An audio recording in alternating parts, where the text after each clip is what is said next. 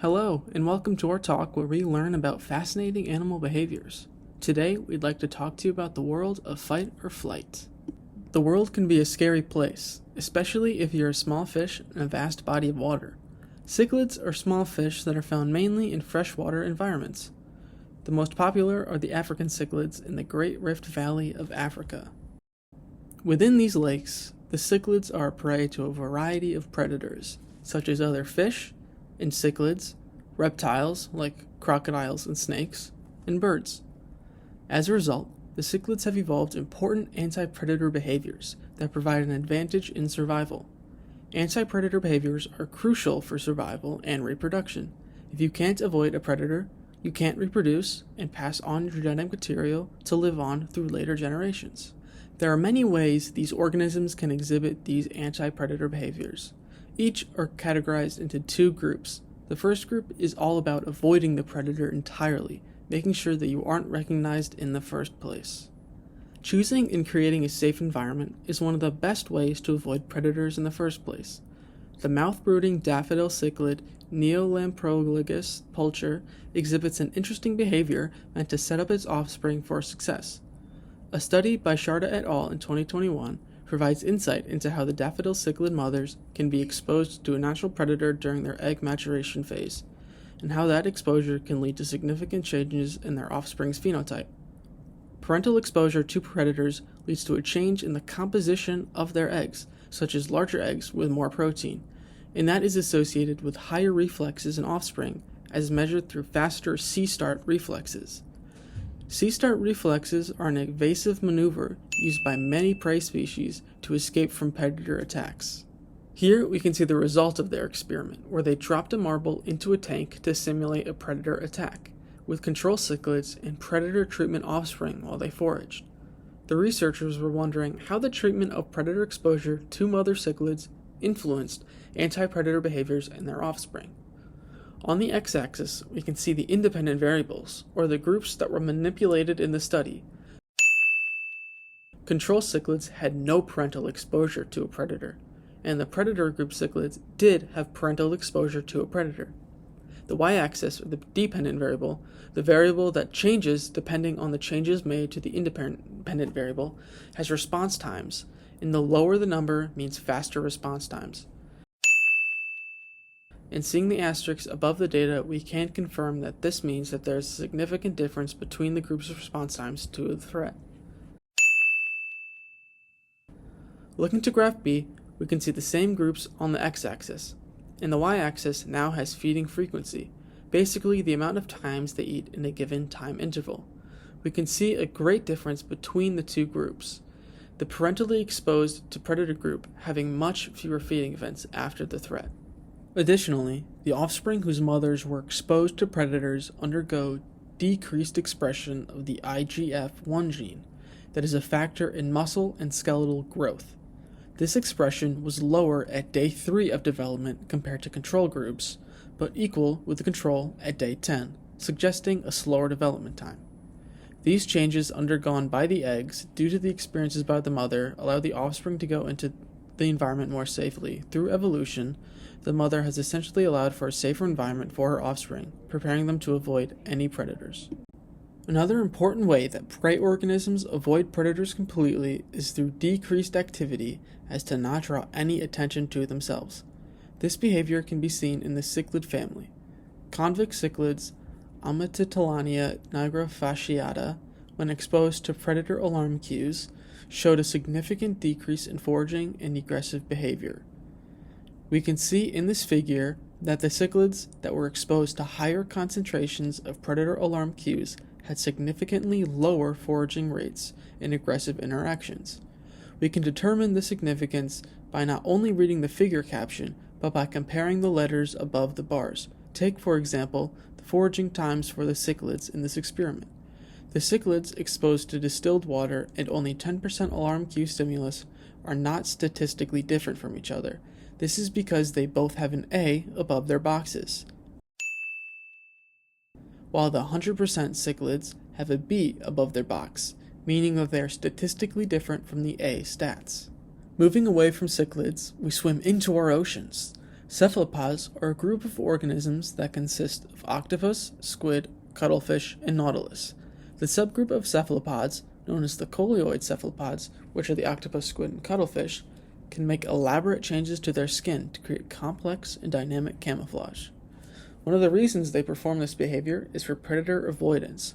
An octopus, for example, may attempt to mimic the environment around it to avoid detection from a shark. They do this through specialized cells called chromatophores. Coleoids have sometimes up to millions of these cells on their skin, which are filled with pigment. This chromatophore is considered a neuromuscular organ and is a sac of pigment surrounded by muscles. These muscles can be controlled by motor neurons, which receive electrical signals from interneurons, which carry messages from the brain. Signal activation of the neurons causes the muscles to contract, meaning it stretches the sac apart to display the large dot of pigment. When the muscles are not receiving any signals, they relax, which shrinks the sac, hiding the pigmented color. Most interestingly, these chromatophores usually come in 3 colors that allow them to mix and create complex colors and patterns. Have you ever put your face right up against the screen? Or how about accidentally spilling water on it, magnifying little red, green, and blue dots? If you have probably seen the tiny LEDs that make up the images you're watching right now. It is very similar to how octopus use their chromatophores. The nervous system is directly impacting the camouflage of the octopus, making him practically invisible to any would-be predators. We can draw a direct pathway that connects the changes needed to see the response we described above. Visual information comes in from the environment and hits the retina of the octopus's eyes. That is picked up by sensory neurons and carried to the brain via interneurons. The brain computes this information and determines its relevance. If important, the brain sends signals to the chromatophores of the skin through interneurons, which allow the motor neurons to contract to create elaborate designs or patterns. Most importantly, these cephalopods are thought to not create these patterns intentionally, but their color-changing behavior is a result of thousands of years of evolution. Each pattern capable by cephalopods is thought to be highly adapted to the environment and vision of their predators. So, an octopus may not be looking at the patch of coral and matching it exactly. It is more likely an unconscious switch in their brain triggered by the current stimulus that has been highly selected for. Now we can understand the initial ways that organisms can avoid predators altogether through camouflage, reduced activity, and the establishment of a safe environment. But what if these predators caught wind of our organisms? The main thing an organism can do when face to face with a predator is to flee. Flight is observed in our cichlids when they come into contact with chemical alarm cues. These cues, like the ones observed in convid cichlids, are released when damage occurs on a cichlid. Because damage is usually a sign of attack, the cues are released which then trigger a response in cichlids. This response can be varied between individuals, such as changes in body shape, reproductive activity, schooling, and most importantly for our talk, avoidance. These chemical cues have evolved within cichlids to be crucial for anti-predator response. However, fleeing is not the only way that prey can act. Maybe information needs to be gathered. Let's give the cichlids a break and place them in the predator position. Predator inspection behavior can be observed in the glow light tetras, which are preyed upon by convict cichlids. Brown and Magnavaca found that tetras used these same chemical cues to inspect the cichlid predator to determine whether or not it has fed on a fellow tetra. So, this inspection behavior is very beneficial for the tetras, for them to determine whether or not the unknown fish in front of them is a predator. Another possible solution to avoid being eaten is feigning death. One of the most popular examples of this being from the possum, who plays dead when in threat of a predator. The more scientific term for this is tonic immobility or thanatosis. Or a prey species could signal to the predator that they are not worth the effort or not edible at all. Poison dart frogs are a good example of this. Their brightly colored skin has evolved as a signal of their toxicity. This concept is known as aposematic coloration, and it is seen in many species around the world, like the blue-ringed octopus, and their bright-colored rings covering their body, or the striped coloration of coral snakes. Finally, the prey can decide to be aggressive and fight back. standing its ground against the predator. But fighting back doesn't always have to be confrontational. Porcupines have long quills that are easily detached from their body upon contact. These act as defenses against would-be predators. Another example that we may be too familiar with is the bee sting.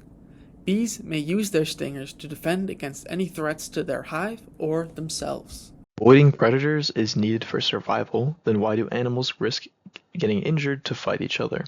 Resources like territory and food are important for animal survival, but did you know that valid mates can also be considered a resource to fight over? Imagine you are a cichlid fish in a freshwater lake. You search for a crevice between rocks to claim as yours. You come across a crevice that meets your requirements for egg space and concealment. After reaching the crevice, another fish approaches you. That crevice is now your territory. Your body language changes. Your fins flare up, your mouth opens, widening the jaws, and you flare your colors and begin to attack. Aggression is a common behavior exhibited throughout the animal kingdom. Many species will fight each other for resource competition. Whether it be mates, food, and territory, it is found everywhere. Animals like the elephant seal are very well known for their mating fights and territory disputes on beaches in places like San Simeon, California. The standard is that there are usually two males that fight for a female or multiple females, and the male that wins the fight looks more appealing as it is a stronger indicator of better genes and better reproductive fitness for offspring, as seen in the short fight between two young male elephant seals fighting over a female. However, in a species of cichlid fish, Hulidochromis marlieri, there is a difference that is often overlooked in the animal kingdom that leads to misconceptions about animals. This species inhabits Lake Tanganyika on the border of Tanzania and the Democratic Republic of the Congo. In the 2005 study, Sex-Reverse Dominance and Aggression in the Cichlid Fish, Hulidochromis marlieri, the authors Barlow and Lee had learned through observations of the species that females were more dominant and aggressive than the males. This is known as sex-reverse dominance, and this is an example of where the misconception that males are always the aggressive ones that pick females after winning fights comes from. Females in the species exhibit territory aggression, start fights between other fish, and will act as the dominant fish in group settings. How exactly do these aggressive behaviors occur? What does the fish see that causes that reaction? The cichlids will perceive a stimulus, which then will cause a reaction in the sensory neuron. Then the stimulus will transmit to the interneuron, which then reaches the brain, which is then transmitted back to the interneurons, and then to the motor neurons, which then cause a reaction and movement in the muscles. During these processes, after the brain sends signals out to the rest of the body, the hypothalamus will secrete hormones that travel to the kidney through the bloodstream, which then sends hormones to the pituitary gland to release hormones in response to a stimulus. Steroid hormones, like cortisol, will be released in response to a threat in the environment in the cichlid fish body. Cortisol helps in response to aggressive situations, which are caused by hormones like testosterone. Testosterone will increase aggression levels in the cichlid fish, which leads to behaviors exhibited in the females of the species, which are things like biting to start fights. These hormonal responses are triggered by environmental stimuli, such as encountering an opponent fish or a mate. These aggressive behaviors boost the dominant status of the female in the species, leading to them fighting over mates, food, and space. Transitioning over to Mozambique. Imagine instead we are a bystander in a different species of cichlid fish that is watching two males clash over territory and mates, observing which one is stronger and which one wins more often. These behaviors are exhibited in some fish species in a different species of cichlid, the Mozambique tilapia, Oreochromis mozambicus, where the males are the dominant and the aggressors. Study by Rollera et al. 2017. Audience effects in territorial defense of male cichlid fish are associated with differential patterns of activation of the brain social decision-making network. They studied male cichlids and observed how the bystanders would change their behaviors later based on the kinds of things they witnessed. Simply put, they would avoid more dominant males and challenge the weaker ones for better chances of mating. However, more interestingly, they found if males were being observed by females, their behavior would also change. What is known as the audience effect, when the males that were defending territory noticed females were observing them, they would be significantly more aggressive than with no audience observing them. If there was any intrusion in their territory, they would be aggressive, but if there was an audience viewing them during that intrusion, then there would be a significant difference in aggressive behavior. The authors also believed that they would increase aggression altogether to perform for the females that were observing. They then performed scans that detected neural activations in the brain and social interactions between other cichlid fish, like when the females were observing them, and they found that there were changes in the brain known as the social decision-making network, a complex system that integrates past experiences and current external stimuli to determine the way they should be behaving. In this species of cichlid, and many others, a common misconception arises, which is, we assume animals perceive the world like we do when they don't. In their anatomy, cichlid fish have incredibly good eyesight. They have rounded eyes, and they are tetrachromatic, meaning they can see UV light. These eyes have been adapted to water-based vision over time, mainly to spot prey predators and behavior of other members of their species. They quite literally see differently than us, and we cannot ever think that they see the world like we do. Another common misconception that is exhibited in this study is that we assume we know what animals are thinking, but we don't. In the paper, the authors recorded data of the brain to determine the way their brain responds to social stimuli through the social decision-making network of the brain in the cichlids.